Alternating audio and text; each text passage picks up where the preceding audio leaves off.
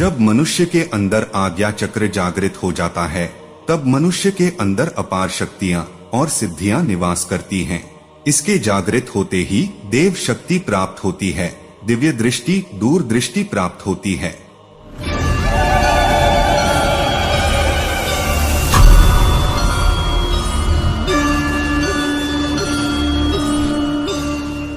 मित्रों, आध्यात्मिक योग के अनुसार मानव शरीर में मूलाधार, स्वाधिष्ठान, मणिपुर, अनाहत, विशुद्धि, आज्ञा और सहस्रार 7 चक्र होते हैं।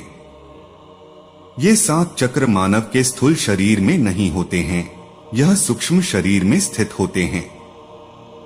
इन 7 कुंडलिनी चक्रों में भविष्य की घटनाओं को स्पष्ट रूप से जानने के लिए आज्ञा चक्र का जागृत होना अति आवश्यक है।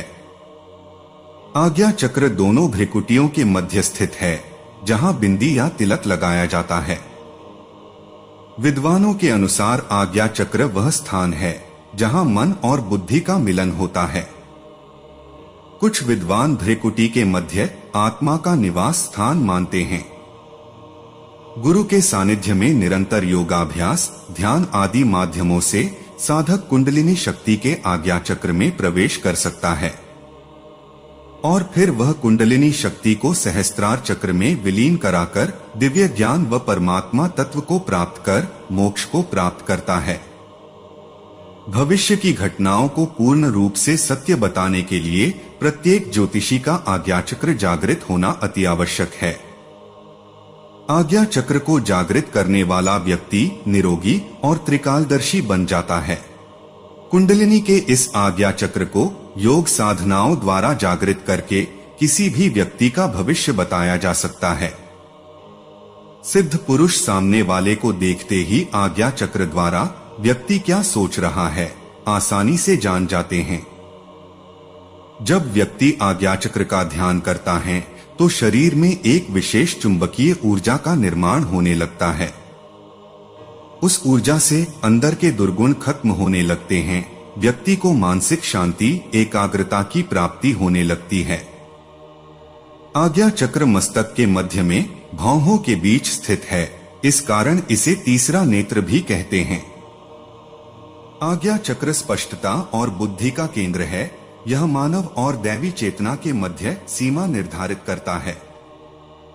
यह 3 प्रमुख नाड़ियों इड़ा, पिंगला और सुषुम्ना नाड़ी के मिलने का स्थान है।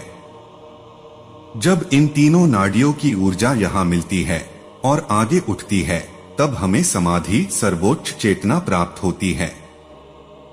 योग शास्त्र एवं वैज्ञानिकों की नजर में आज्ञा चक्र का विशेष महत्व है। मूलाधार से इड़ा, पिंगला और सुषुम्ना अलग अलग प्रवाहित होते हुए इसी स्थान पर मिलती है। योग में आज्ञा चक्र को त्रिवेणी कहा गया है। इड़ा नाड़ी को गंगा और पिंगला नाड़ी को यमुना और इन दोनों नाड़ियों के बीच बहने वाली सुषुम्ना नाड़ी को सरस्वती कहते हैं। जब इन तीनों नाड़ियों की ऊर्जा यहाँ मिलती है और आगे उठती है, तब हमें समाधि, सर्वोच्च चेतना प्राप्त होती है। आज्ञा चक्र 2 पंखुड़ियों वाला एक कमल है, जो इस बात को दर्शाता है कि चेतना के इस स्तर पर केवल 2 आत्मा और परमात्मा ही हैं। सामान्य तौर पर जिस व्यक्ति की ऊर्जा यहाँ ज्यादा सक्रिय होती है, तो ऐसा व्यक्ति बौद्धिक रूप से संपन्न, संवेदनशील और तेज दिमाग का बन जाता है। लेकिन वह सब कुछ जानने के बावजूद भी मौन रहता है। इसे ही बौद्धिक सिद्धि कहा जाता है।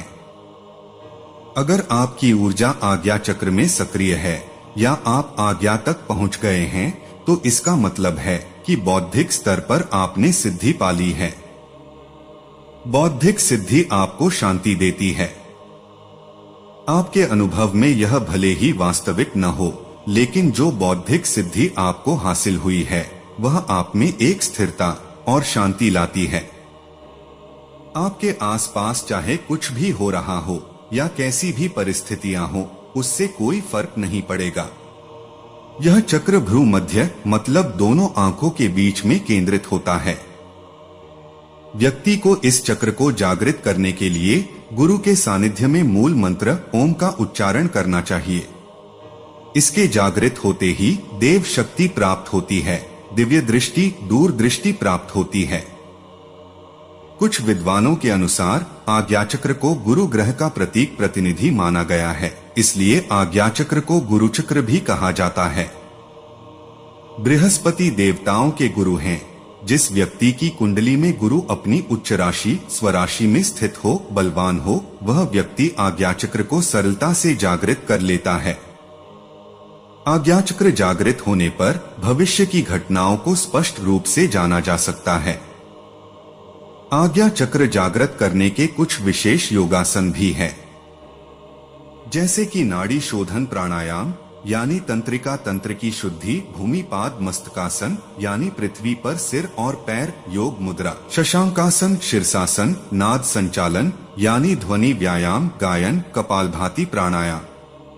आज्ञा चक्र जागृत करने की कुछ विशेष विधियां भी बताई गई हैं। अगर कोई व्यक्ति अपने आज्ञा चक्र को जागृत करना चाहता है तो इसके लिए कुछ बातों का विशेष रूप से ज्ञान होना अति आवश्यक है। चक्र जागरण के लिए किसी शांत एकांत कमरे या स्थान पर पालथी मारकर बैठ जाएं। मेरुदंड सीधा रखें, झुके नहीं। दोनों आंखें बंद कर लें। भ्रिकुटी के मध्य ध्यान लगाते हुए साक्षी भाव में रहने से यह चक्र जागृत होने लगता है। अगर आपको अपनी एकाग्रता बनाए रखने में काफी समस्या हो रही है तो आपको पहले एकाग्रता बनाए रखने के लिए त्राटक करना चाहिए और एकाग्रता हासिल होने पर ध्यान का अभ्यास आरंभ करना चाहिए। इस त्राटक में हमको अपनी आंख के अंदर दिखने वाले अंधेरे में नजर जमानी होती है, मगर नए साधक के लिए सीधे ही आज्ञा चक्र में नजर जमाना मुश्किल होता है, इसलिए इसके अभ्यास के पहले त्राटक का अभ्यास कर लीजिए। इसके बाद आप आज्ञा चक्र पर ध्यान केंद्रित कर सकते हैं। त्राटक अवचेतन मन और आज्ञा चक्र दोनों पर ही बराबर प्रभाव डालता है। जैसे हम त्राटक में आगे बढ़ते हैं तो पहले हमारा आज्ञा चक्र चैतन्य होना शुरू हो जाता है। हमारी चैतन्यता बढ़ने के साथ साथ हमारी अवचेतन मन की यात्रा भी शुरू होने लगती है। आज्ञा चक्र जागरण के दौरान ज्ञान मुद्रा में बैठे अंगूठे को तर्जनी अंगुली के सिरे से लगाएं, शेष 3 अंगुलियां सीधी रखें। आज्ञा नेगेटिव चक्र में मन लगाएं, कूटस्थ में दृष्टि रखें। आज्ञा नेगेटिव चक्र में 2 पंखुड़ियां होती है। अपने शक्ति के अनुसार 18 बार लंबा श्वास ले और छोड़े।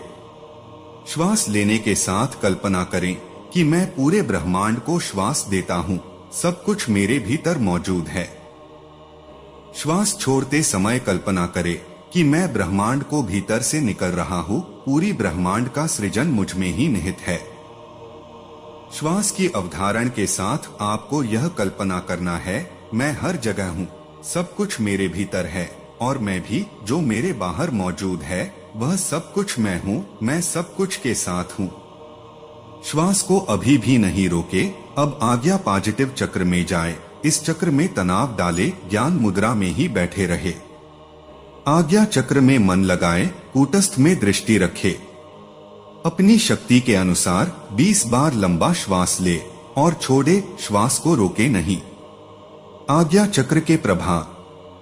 जब मनुष्य के अंदर आज्ञा चक्र जागृत हो जाता है तब मनुष्य के अंदर अपार शक्तियां और सिद्धियां निवास करती हैं। इस आज्ञा चक्र का जागरण होने से मनुष्य के अंदर सभी शक्तियां जाग पड़ती हैं और मनुष्य एक सिद्ध पुरुष बन जाता है। अतः जब इस चक्र का हम ध्यान करते हैं तो हमारे शरीर में एक विशेष चुंबकीय ऊर्जा का निर्माण होने लगता है। उस ऊर्जा से हमारे अंदर के दुर्गुण खत्म होकर अपार एकाग्रता की प्राप्ति होने लगती है। विचारों में दृढ़ता और दृष्टि में चमक पैदा होने लगती है।